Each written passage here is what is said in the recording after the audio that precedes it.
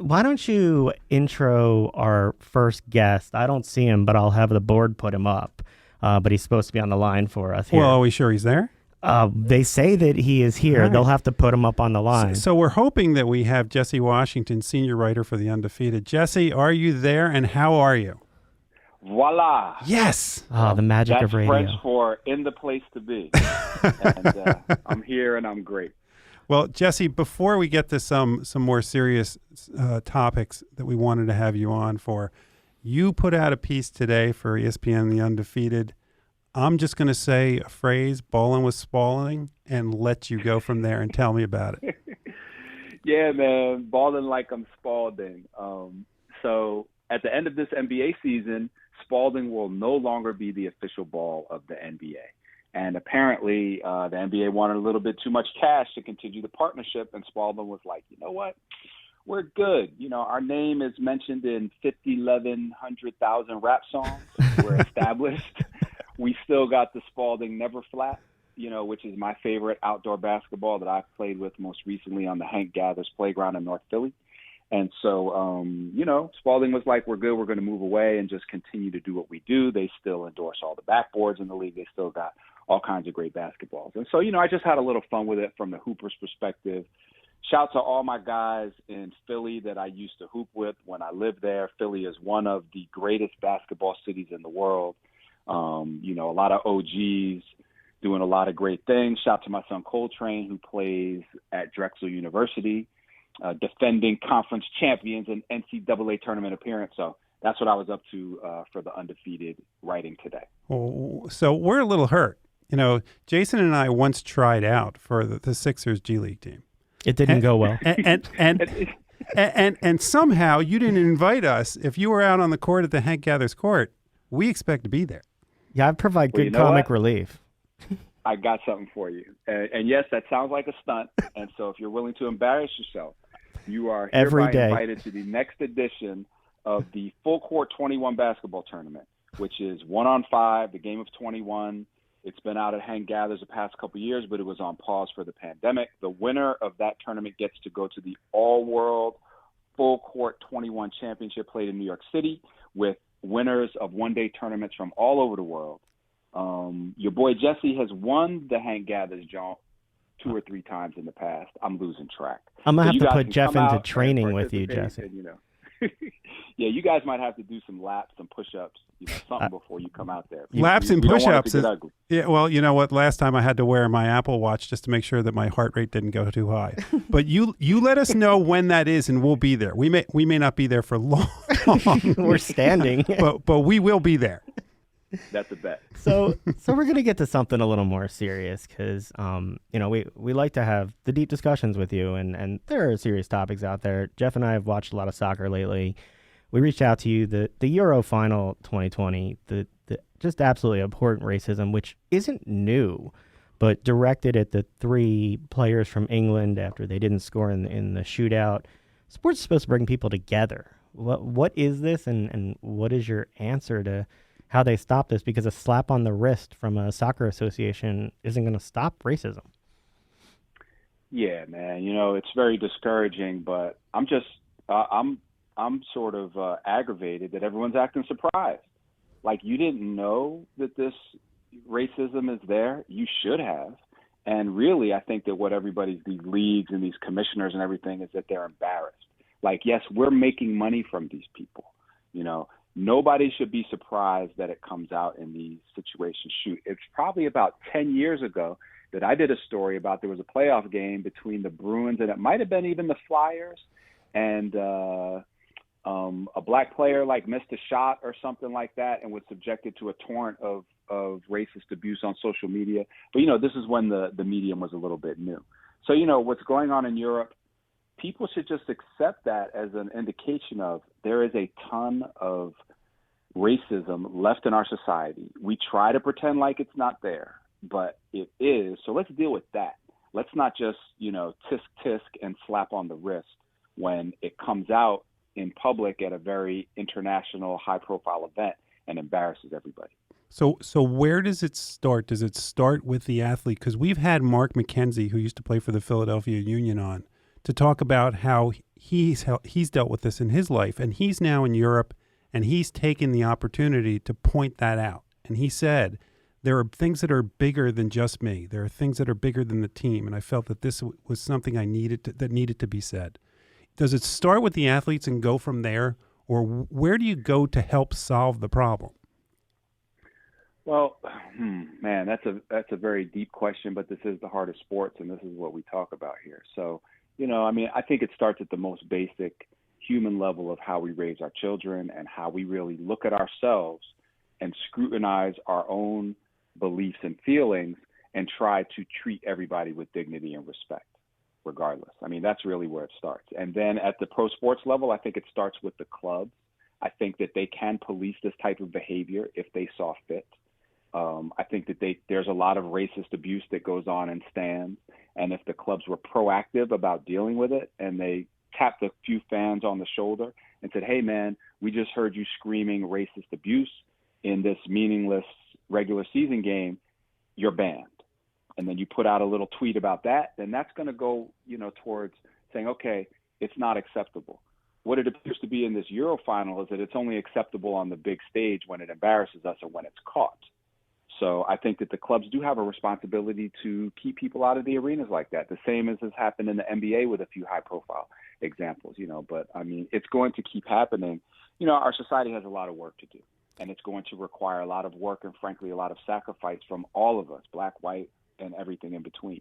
And so we have to be willing to engage in that work if we don't want to see these kind of things happen. I think it's important that these athletes speak up, but I don't think the burden should be on them who are facing the racist abuse to solve the problem of racism. And that's the thing that I think is difficult when we say athletes raise their voice. It's you're the victim of the abuse and you have to raise your voice to solve the problem, but other people should be standing up to solve the problem with you. It shouldn't just be you raising your voice. Yeah, that's a great point. I agree wholeheartedly. And let's start with the people who are responsible for solving the problem, the ones who staged the event. You have a responsibility if you are making this money from the toils of these athletes, these black athletes and others, to present it in a form free of hate. How about that? If we've got racist behavior going on in a workplace or in a school or in a business, then the people who run those organizations have a responsibility to stamp that out. So do the people who put on these sports events. You mentioned something that people shouldn't be surprised. I got to tell you, as I was watching that final, that was my immediate reaction was, we know this is coming. And that's the unfortunate part of this, is that you kind of know now with sports, especially with international sports, there seems to be nothing governing this. Now, they've made some efforts with regard to the Mexican national team, but there has to be more to it, and it has to be more than the athletes, more than the leagues. It has to be society, and it also, there has to be even more than that. And one of the things that we appreciate about you and the work that you're doing is the work that the Undefeated is doing. And what was the impetus to the Undefeated coming about? That's a great question. I'm glad you asked.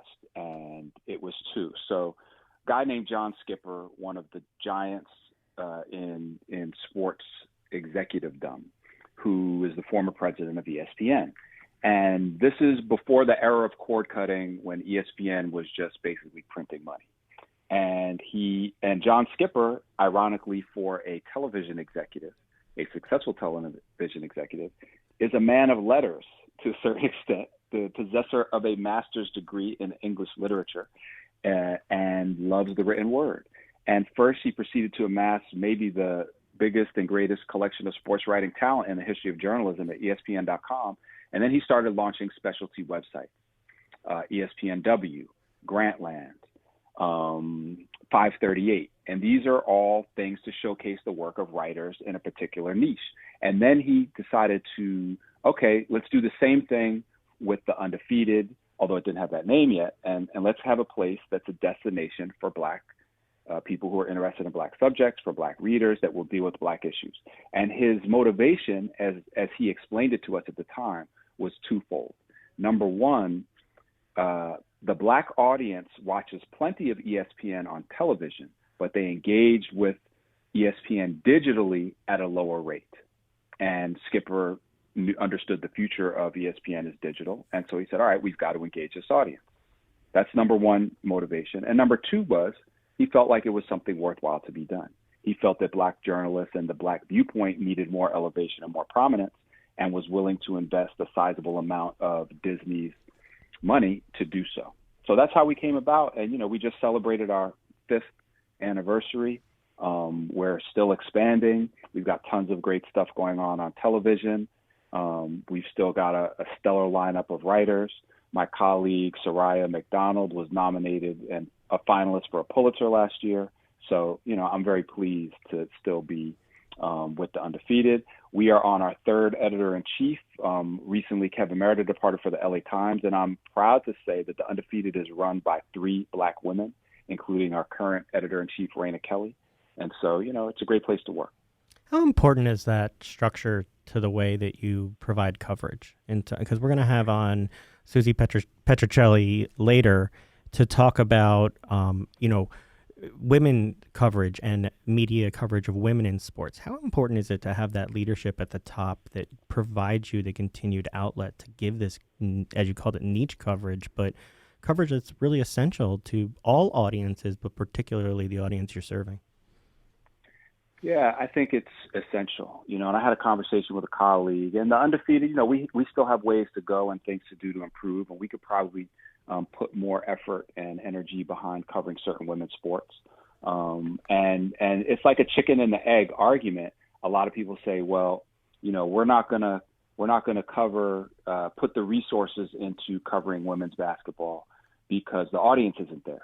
Well, if you put the resources in them, the audience will get bigger, And so these are the type of things that we have to think about. But I think the biggest impact of having Black women in charge of the Undefeated is just that they bring an awareness and a lens and push me as a guy to make sure that I'm looking things from an equitable point of view, that I'm really examining myself for sexism and assumptions. And, I said earlier that one of the solutions to solving the problem of these racist attacks on these pro soccer players is for all of us to examine ourselves and to really be self-aware about our biases. And I have them too. I have 2 daughters who are athletes. I have a wife who my daughters get their athleticism from. And so when you're in that type of environment and when you're working for Black women, then and then the final product is things that I probably wouldn't think of. For example, we had a great special on ESPN Plus called A Love Letter to Black Women. And basically this was really acknowledging Black women athletes and the contributions that they had made. Would I have thought of that? Probably not. I was honored to participate in it when they asked me to write the introduction. And the first thing I did was went to my wife and my 2 daughters, who were all Black, and was like, all right, help me out here. So, it's having that element of leadership at the Undefeated is very special, very important. And, there are a lot of powerful women in journalism, period. My former employer, the Associated Press, their executive editor just took over at the Washington Post. And so, shout to all the women and Black women who are out there changing the game. I wanted to move on to name, image, and likeness. In May, even before the Supreme Court came down with their decision in Austin, you wrote about a Duquesne University bringing in a personal brand coach to help with their athletes. I'm assuming this is going to become the way that it is. Could you speak to why you think it's important, and what you think of the current landscape right now following the Austin decision? Yeah, wow, there's a lot there, Well, Duquesne was getting ahead of the curve, and there's a young man here in the Pittsburgh area by the name of Jordan Rooney, and he really understands this 2 things very well: marketing and social media, and sports, because he's a baller himself. And so he proposed this to Duquesne, and they said this is a great idea. And Jordan's thing with this, I think, is an overlooked aspect. And look him up on social media if you can. Jordan said, yeah, making money is great and everything, but I'm teaching, I want to help athletes use this to make an impact on the world. Because let's be honest, and I'll get to the current landscape part of your question right now. The vast majority of college athletes do not have endorsement deals loading for them to make money while they're in college. It just doesn't work that way. There are a few at the top of the food chain with huge followings already on social media that can get some cash money. But for the rest of them, okay, what are you going to do with that platform? So I think that that's the landscape right now, is that finally the NCAA is made an incremental move under extreme duress and pressure, mind you. It wasn't like they took the lead on this. They're really at the end of the train to say, all right, we're going to allow the athletes to have the same rights that all the other students have, And so while I'm glad that the NCAA did it, let's know that they were forced to do it, and that really we're not at the heart of the problem yet. The problem is that the NCAA itself makes approximately $1 billion a year in revenue, and the athletes don't get to share any of that. And name, image, and likeness is not going to solve that problem. So it's a good start, but there's more work to be done. Yeah, so we've talked about this a lot. And the problem is players should be able, these are student athletes, and they should be able to be empowered to control their name, image, and likeness. The concern is they're still 18, 19, 20-year-old young adults who haven't been through a lot of this now. And there are people out there, unfortunately, that will prey on them. I mean, you look at the guy in Miami who's decided he's going to pay the whole team. He's not looking out for them, and the $500 is not going to make a difference for them. The NCAA is not taking the lead. I'd say it's even worse. I think that they're abdicating their responsibility. So how do you make sure that student athletes are empowered, get educated, and at the same time don't have this, what I would call predatory behavior that could take over this landscape? Absolutely. Great point. Great question. And it's called coaching. You know what I mean? That is the coach's responsibility. I mean, hey, they're making enough money, are they not? And in my opinion, the coach's real job starts when the practice is over, when the game is over. If we really want to live up to this thing about, yes, these are students here to get an education, and the vast majority of them are. A couple of them are in college. A small percentage of them are in college for a couple months or maybe 2 years to prepare for their professional athletic career, but the rest of them are not. So it's the coach's job to educate them on what's going on with NIL and to protect them. I met you guys on this show because I helped Coach John Thompson from Georgetown write his autobiography. I came as a shadow, and he is the paragon of what a coach should be.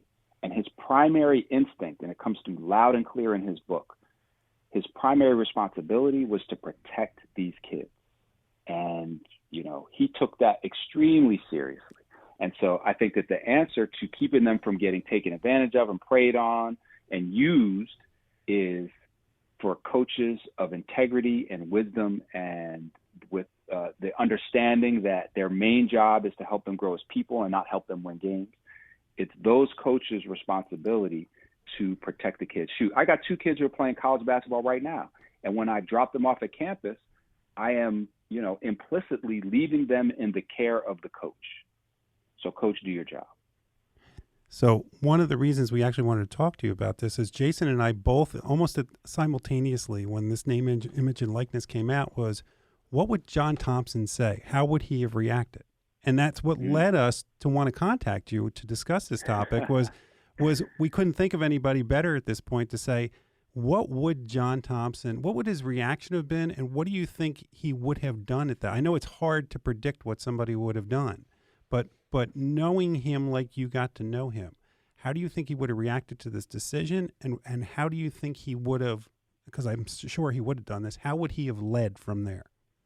Yeah, that's a tough question, and I've always been, and I will answer, but I've always been very reluctant to project my beliefs onto Coach Thompson because he wrote the book in order to explain exactly who he was and what it was about.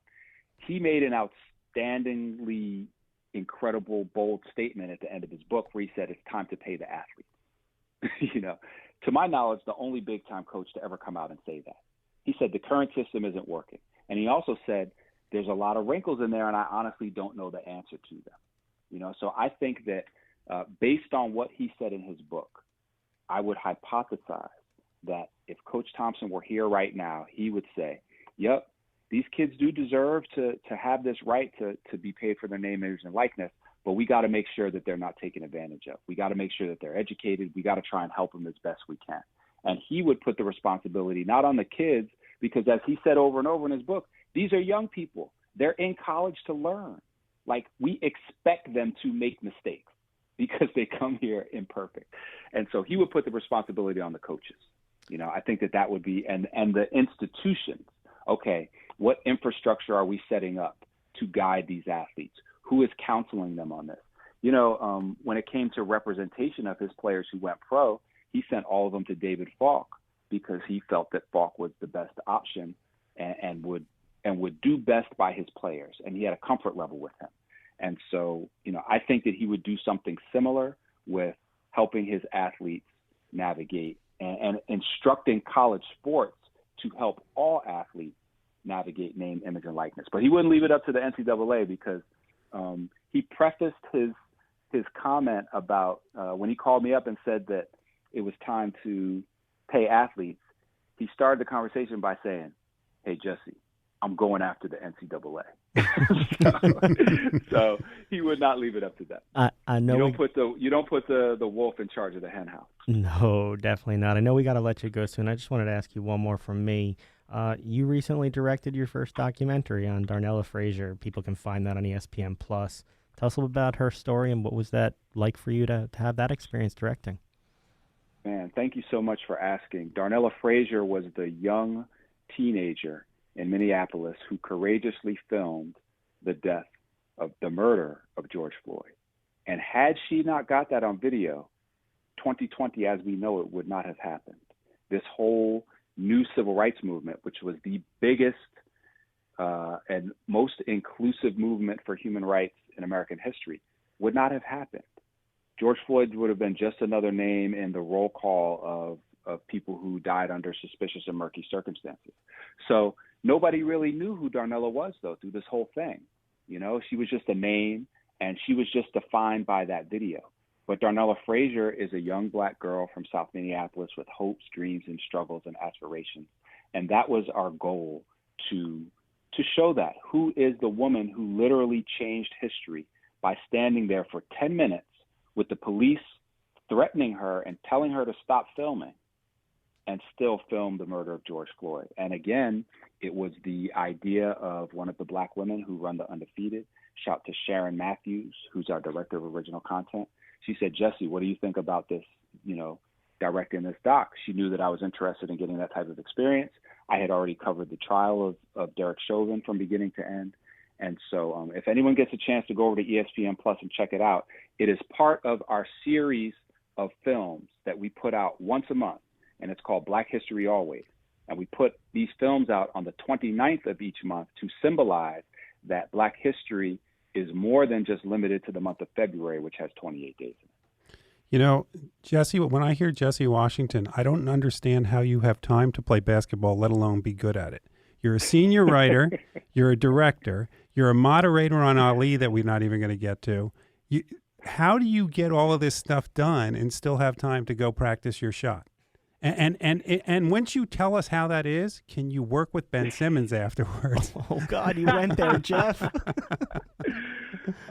I did take a swipe at Ben's 3-pointer in my little Spalding article, because I'm very fortunate, and to all the young people out there, and to people just in general, if you pursue as a profession the things that you care about, then it doesn't feel like work. And so writing for the Undefeated, I care about these topics. I think they're important. I think it's a privilege to have the platform that I do to be able to share these thoughts. It was a privilege to write John Thompson's book.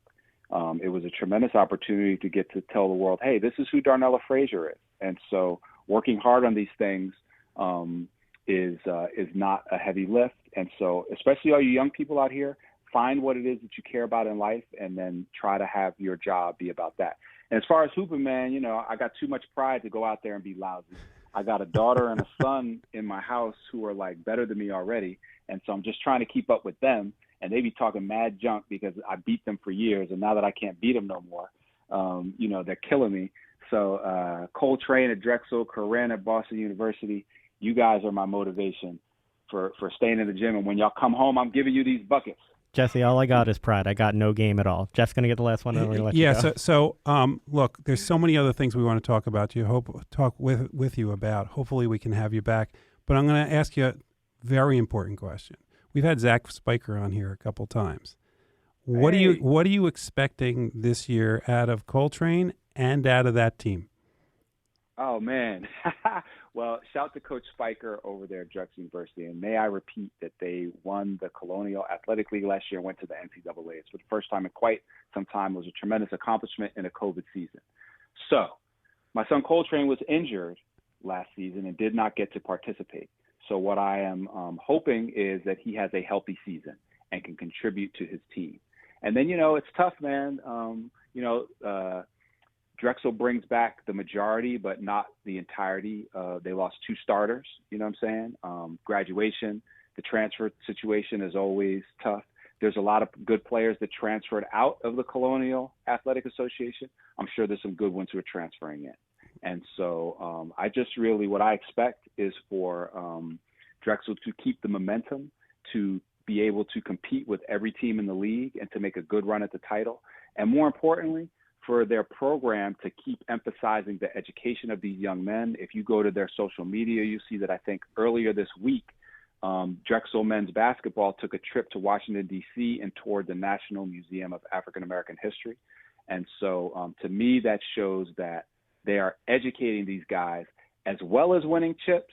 So as long as they keep doing that, then Coach Spiker, Drexel basketball, you'll have my support. Yeah, we've talked to Coach Spiker. They're building people, not players there, and it's very impressive. Jesse, we always appreciate the time.